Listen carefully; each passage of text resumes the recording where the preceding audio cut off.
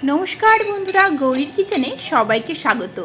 आपनारा काकरोलेर तो अनेक रकम रेसिपि खेयेछेन, एकबार एइभावे नतून स्वादे नतून भावे काकरोलेर चिप्स बानिये देखते पारेन। आलुर चिप्स खाওয়া किन्तु भूले जाबेन।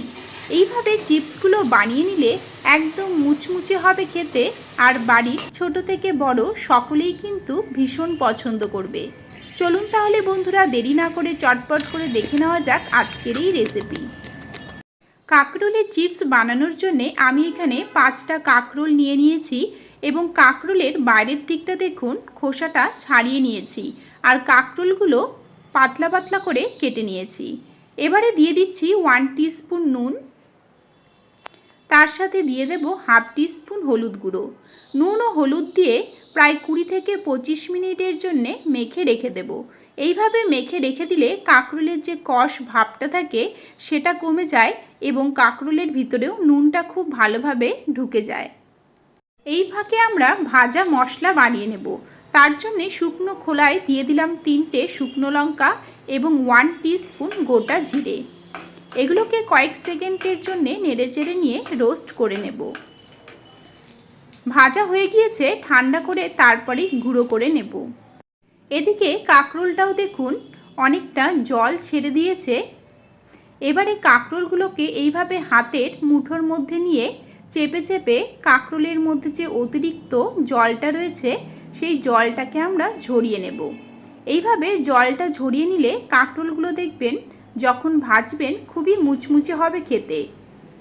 আপনারা যখন এই কাকরোলগুলো কড়াইয়ে ভাজবেন তখন এইভাবে নুন ও হলুদ দিয়ে আগে থেকে না মেখে রাখলে যখন কড়াইয়ে নুনটা দেবেন সেই নুনের জন্যে কাকরোলগুলো কিন্তু জল ছাড়তে শুরু করে দেয়, তার জন্যে নরম হয়ে যায়। এইভাবে নুন দিয়ে আগে থেকে চেপে নিলে নুনটাও কাকরোলের ভিতরে ঢুকে যায়, আর যখন ভাজবেন তখন দেখবেন খুবই মুচমুচে হয়ে যায়।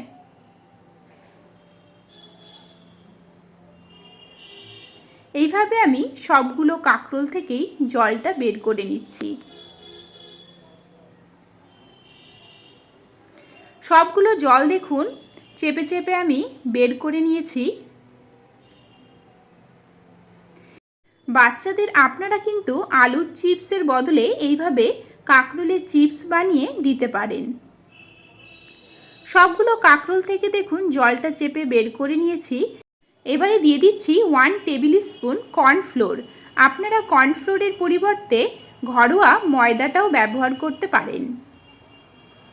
এবারে ভালোভাবে মিশিয়ে নিচ্ছি। মেশানোর পরে অতিরিক্ত ময়দাটা যদি লেগে থাকে সেই ময়দাটাকে কিন্তু ঝেড়ে নিতে হবে। অন্যদিকে কড়াইয়ের তেলটা গরম হতে বসিয়ে দিয়েছি। গরম হওয়ার পরেই একে একে আমরা কাকরোলগুলো ছেড়ে দেব। এখানে কাকরোলগুলোর ভেজে নেওয়ার কিন্তু বিশেষ কিছু পদ্ধতি রয়েছে। এমনভাবে কাকরোলগুলোকে ভেজে নিতে হবে যাতে ভেতর থেকে সেদ্ধও হয়ে যায়, আবার একদম মুচমুচে গোল্ডেন ফ্রাই হয়ে আসে। আমি দেখুন ছাঁকনি দিয়ে কাকরোলটা এপাশ ওপাশ করে নিচ্ছি, আর তেলটাকে একটু উপর নিচে করে ছড়িয়ে দিচ্ছি। এভাবে তেলটা করে নিলে পরে কাকরোলগুলো দেখবেন সব দিক থেকে সমানভাবে ভাজা হবে। এইরকম না করে অনেক সময় 4-5 মিনিটের জন্য একইভাবে যদি ভাজা হওয়ার জন্য রেখে দেওয়া হয় তাহলে দেখা যায় যে নিচের দিকটা ভাজা ভাজা হয়ে আসে, অথচ উপরের দিকে কিন্তু ভাজাই হয় না। তাই অবশ্যই 1 মিনিট 2 মিনিট পরপরই এইভাবে ঘুরিয়ে ঘুরিয়ে এগুলোকে ফ্রাই করে নেবেন, তাহলে দেখবেন চারপাশ থেকে কিন্তু কাকরোলগুলো ভাজা হতে থাকবে। ভাজতে ভাজতে প্রায় 10 মিনিটের মতন সময় হয়ে এলো। দেখুন কাকরোলগুলো আস্তে আস্তে কিন্তু কালারটা আসতে শুরু করে দিয়েছে। এইভাবে আমরা আরও 5 মিনিটের জন্য ভেজে নেব। আর অবশ্যই কাকরোলগুলো যখন ভেজে নেবেন তখন কিন্তু গ্যাসের ফ্লেমটা মিডিয়ামে রাখবেন। মিডিয়ামে না রাখলে কিন্তু কাকরোলগুলো ঠিকঠাক করে গোল্ডেন ফ্রাই কালার করে ভাজা হবে না। আরও 5 মিনিটের জন্য আমরা ভেজে নিচ্ছি। ভাজতে ভাজতে প্রায় 15 মিনিট সময় হয়ে এলো। দেখুন কাকরোলগুলো গোল্ডেন কালার চলে এসেছে। ঠিক এইরকম গোল্ডেন কালার চলে এলেই কিন্তু বুঝতে হবে কাকরোলগুলো একদম পারফেক্টভাবে ভাজা হয়েছে, আর ভিতর থেকেও খুবই ভালোভাবে সেদ্ধ হয়ে গিয়েছে। এবারে আমরা এগুলোকে নামিয়ে নিয়ে একটা পরিষ্কার সুতির কাপড়ের মধ্যে অথবা টিস্যু পেপারের উপরে রেখে দেব, যাতে এক্সট্রা যে অয়েলটা রয়েছে সেটা অ্যাবজর্ব হয়ে যায়। এবারে কাঁকরোলগুলোকে দেখুন একটা প্লেটের মধ্যে আমি সার্ভ করে দিচ্ছি। এতটাই মুচমুচে মজাদার হয়েছে যে বাড়ির সকলের কিন্তু ভীষণই পছন্দ হবে। আমি একটা বাটির মধ্যে নিয়ে আপনাদের দেখিয়ে দিচ্ছি, দেখুন কতটা মুচমুচে হয়েছে। এবারে যে আমরা মশলাটা বানিয়ে রেখেছিলাম সেই মশলাটা এভাবে কাঁকরোলের উপরে ছড়িয়ে দিয়ে আপনারা এমনিও খেতে পারেন অথবা সস দিয়েও খেতে পারেন। তাহলে বন্ধুরা, আজকের এই কাঁকরোলের চিপস রেসিপিটি আপনাদের কেমন লেগেছে আমাকে অবশ্যই কমেন্ট করে জানাবেন।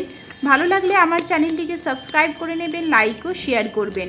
এরকমই আরও অনেক রেসিপি আমার চ্যানেলে রয়েছে, যেগুলো লিঙ্ক ডেসক্রিপশন বক্সে দেওয়া আছে, অথবা আপনারা আমার চ্যানেল ভিজিট করলেও দেখতে পারবেন। তাহলে বন্ধুরা, আজকের মতো এখানেই শেষ করছি। দেখা হবে নেক্সট রেসিপি নিয়ে। ভালো থাকবেন, ভালো রাখবেন, ভালো ভালো খাবেন। নমস্কার।